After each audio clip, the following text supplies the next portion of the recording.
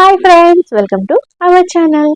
So ఈరోజు వచ్చేసి నేనైతే టేస్టీ అండ్ ఈజీగా అయిపోయే వెజ్ కట్లెట్ అయితే చూపించేస్తున్నాను, వచ్చేయండి. సో ఫస్ట్ వచ్చేసి నేనైతే పన్నీర్ని అయితే ఇలాగా చిన్నగా క్రీజ్ చేసుకున్నాను అనమాట.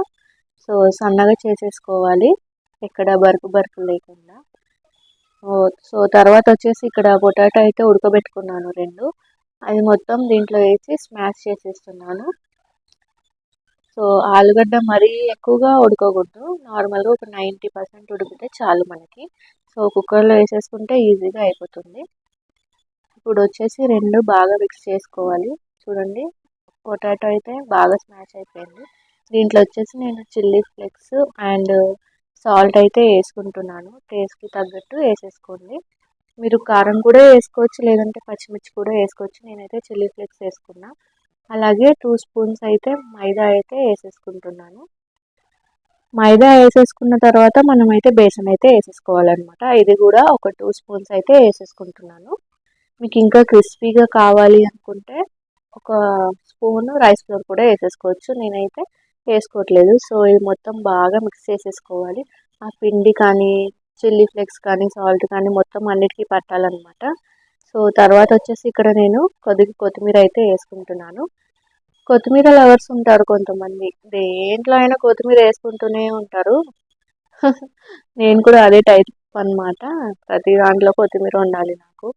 కొత్తిమీర వేస్తేనే కర్రీకి టేస్ట్ వస్తుందని నేనైతే అనుకుంటాను. మీరు కూడా నాలాగేనా? అయితే వీడియోని లైక్ చేయండి. సో ఇక్కడ వచ్చేసి బాగా మిక్స్ చేసుకున్న తర్వాత మనకి ఏ షేప్లో కావాలో ఆ షేప్లో చేసుకోవచ్చు. నేనైతే ఈ షేప్లో అయితే చేసేసుకున్నాను. సో అన్నీ ఇలా రెడీ చేసి పెట్టుకున్నామంటే వెంటనే వేసేసుకోవచ్చు. లేదంటే మనం ఒకటి చేసేలోపే అక్కడ అది మాడిపోతూ ఉంటుంది, ఏదో అయిపోతుంది. అందుకనే నేనైతే ఫస్ట్ కూర్చొని ప్రశాంతంగా ఇవన్నీ ప్రిపేర్ చేసేసుకున్నా.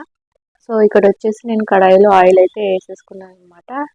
అది హీట్ అవ్వాలని చెప్పి చూస్తున్నాను. సో హీట్ అయిందో లేదా చూద్దామని కొద్దిగా కొంచెం ముక్క అయితే వేసి చూసాను. సో మనకైతే ఆయిల్ అయితే హీట్ అయిపోయింది. సో ఈ హీట్ ఉంటే చాలు. ఇక్కడ వచ్చేసి నేనైతే కట్లెట్స్ అయితే వేసేసుకుంటున్నాను. మెల్లమెల్లగా చూసి ఒకటొకటి వేసుకోండి. హడావిడిగా గబగబా వేస్తే ఆయిల్ మొత్తం చిట్లి మన పైన పడుతుంది. సో నాకు చాలాసార్లు ఎక్స్పీరియన్స్ అయింది, అందుకనే మీకు కూడా చెప్తున్నాను. సో మీరు బ్రెడ్ క్రమ్స్ ఉంటే దాంట్లో కూడా డిప్ చేసి కూడా వేసుకోవచ్చు. సో నేనైతే వేసుకోవట్లేదు, సో డైరెక్ట్గా అయితే వేసేసుకుంటున్నాను. సో ఇవైతే మనం మీడియం ఫ్లేమ్లో పెట్టుకొని చేసుకోవాలన్నమాట. హై ఫ్లేమ్లో పెట్టుకోవడం వల్ల ఏమవుతుందంటే పైన అయితే అవుతుంది మంచిగా, కలర్ చేంజ్ అవుతుంది, కానీ లోపల పచ్చి పచ్చిగా ఉంటుంది. సో అందుకనే మీడియం ఫ్లేమ్లో పెట్టుకొని చేసుకున్నామంటే పైన కూడా కలర్ చేంజ్ అవుతుంది, మళ్ళీ లోపల కూడా ఉడుకుతుంది, పచ్చిగా ఉండదు. సో అందుకనే మీరు హై ఫ్లేమ్లో పెట్టుకోకూడదు, సిమ్లో కూడా పెట్టుకోకూడదు, మీడియం ఫ్లేమ్లో అయితే పెట్టుకొని చేసేసుకోండి. సో కొంచెం వేగిన తర్వాత అప్పుడు వాటిని ఫ్లిప్ చేసుకోవాలి. వేసిన వెంటనే ఫ్లిప్ చేసామంటే అవి విరిగిపోయే ఛాన్స్ ఉందన్నమాట. సో కొద్దిగా ఆగి అప్పుడు తిప్పుకోవాలి మెల్లగా. సో ఇక్కడైతే కలర్ అయితే చేంజ్ అయిపోయాయి.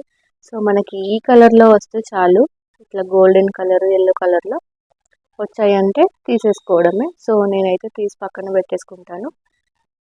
మన వేడి వేడి వెజ్ కట్లెట్ అయితే రెడీ అయిపోయింది.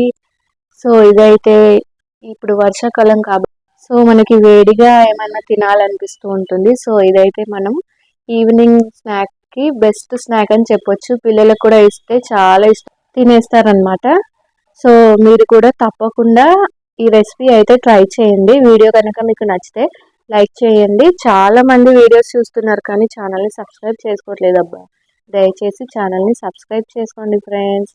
అలాగే మన ఛానల్లో మంచి మంచి వీడియోస్ ఉన్నాయి, ఒకసారి వెళ్ళి చూసేయండి. Thank you for watching.